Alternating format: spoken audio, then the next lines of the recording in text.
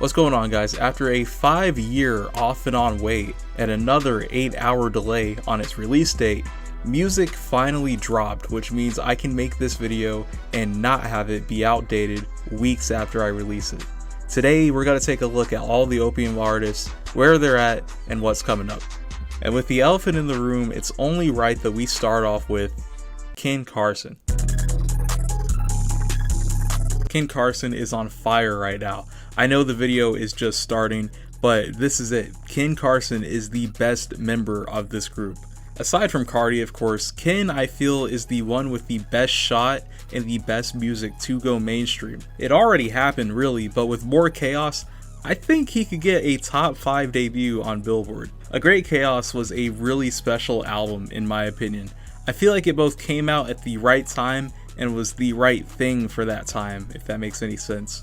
It definitely feels like a bigger deal than we ever gave it credit for, but that album has really held up surprisingly well in the year since it came out, and I feel like in modern rap you never see that anymore. Every album is only relevant for the week it releases and then becomes a relic. But anyways, More Chaos, originally thought to be the deluxe to Great Chaos, is actually the full follow-up to it, due out April 11th, this Friday if you're watching this the week I post. Now, of course, I am excited for this album and I think it's going to be good, but I do have a couple concerns. One, the lead single for this album, Delusional, I didn't really like that much. I don't know, it kind of just sounded like nothing, and I know to make that complaint about this type of music is a bit much. Like, you should know going into it that it's not going to be high art or something mind-blowing. The music being loud and almost overstimulating is a strong point of it. But this song feels like that and nothing more. There's no real substance behind any of it. It's like being loud for the sake of being loud. However, I'm not too stressed about that. Something I've taken notice to is how all of the artists in this group seem to pick the worst songs to release and lead up to their albums. I don't know why, but it just happens a lot. So there's that. And then my second concern would be that the snippets, from what we've heard, seems to be, well, exactly what the album title is. It's More Chaos, which I don't have a problem with, but it would be nice to see him do something fresher. Not that he has to, it would just be cool to see, but if the music's good, the music's good. Next up, Destroy Lonely.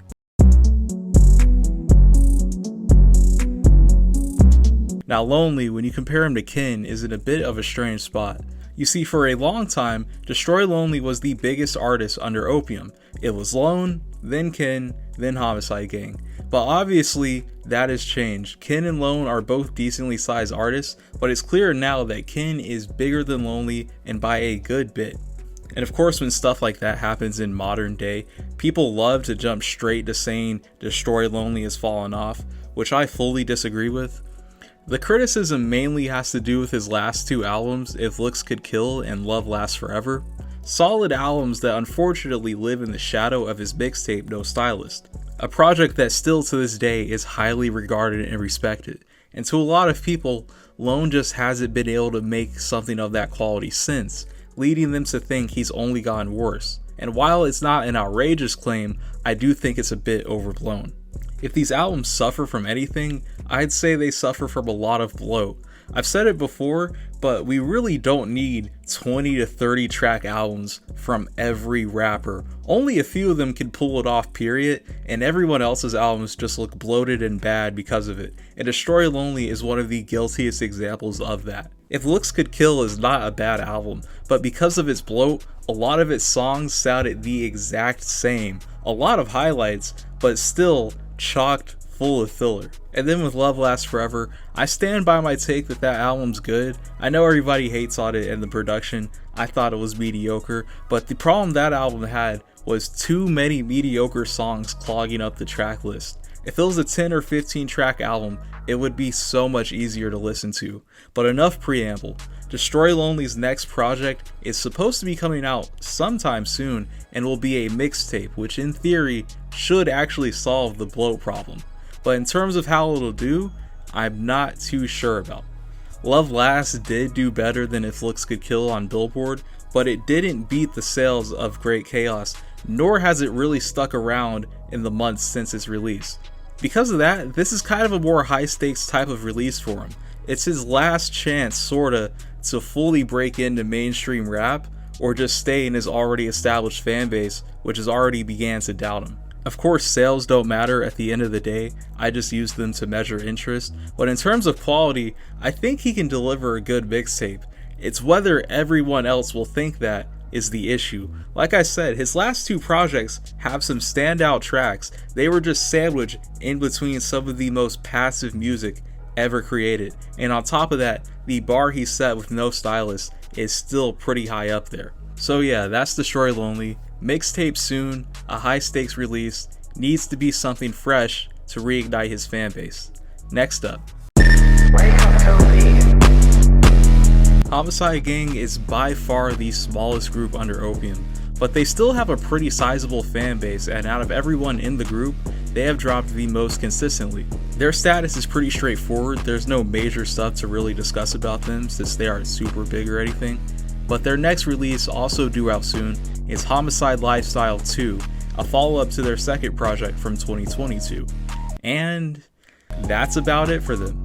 Like I already said, Homixide Gang out of everyone in Opium has the smallest following, and as a result, the least news or things to speculate on. But I do think this next album will move the needle for them.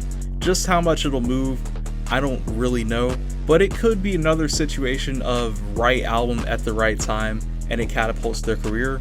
But for now, we just gotta wait and see. Anyways guys, now it's finally time for Carti actually dropping music was not on my bingo card for this point in the year. I don't know why, but the last month of this album's rollout came so far out of left field. It was just like, okay, this week it's dropping. And then it actually happened, despite it not seeming super likely. But somehow it did, and already after only 3 weeks, we are already in the early rollout of his next album, Baby Boy. That's right, after 5 years for the last one, we're back again, seated for the next one, and fully convinced it's dropping soon. But if I could cope for a minute, here's why I think Carti isn't lying about this next album. For starters, unlike music, which is the final product of multiple scrapped releases, Baby Boy seems to be a project that has been consistently one thing the whole time it's been worked on. We've known about it since 2023, and we haven't heard much really since then, as this was right when music's rollout would officially begin. But from the start, we knew it was a separate project and would come out after music, which still seems to be the case, which makes me trusting. Second, Carti seemed to have dropped the whole rare appearance, hard to find, mysterious act at long last, which to me means that should this album not drop, we won't be strung along with false dates or forced to assume release dates. It is funny though that the bare minimum amount of communication we've gotten in the last few weeks is thousands of times better than everything Carti has said in the last 4 years. Even his interviews were brief and informal, which you never see for a big name artist. And then lastly, according to Swamp Izzo, a major collaborator for music, Baby Boy is already done, which tracks considering its history. Music was worked on for about 3 years, this album has been worked on for 2, so as wild as it sounds, I think we will get this album soon. How soon? I don't really know. There's people telling themselves that we could see this drop in a few weeks or a couple months, which I think is a little dumb, because not only would that step on all the Opium albums coming out over the next 4 to 5 months most likely, but it would also make the most sense for Carti to drop this album after he's done touring with The Weeknd, so he could then go on his own tour, and that wouldn't be until September at the earliest, which is why I'm personally expecting it to drop near the end of this year, around October-ish. So then that way both albums have a good amount of time to breathe, not being overshadowed by the next, and then Carti can do a solo tour for it. But of course, at the end of the day, that's all by speculation. For all we know, none of this could happen and we go another 5 years without an album. But that's going to be it for me today. The thing that I like about Opium is that even though for the most part they all do their own things and rarely collab, they're really the last rap collective.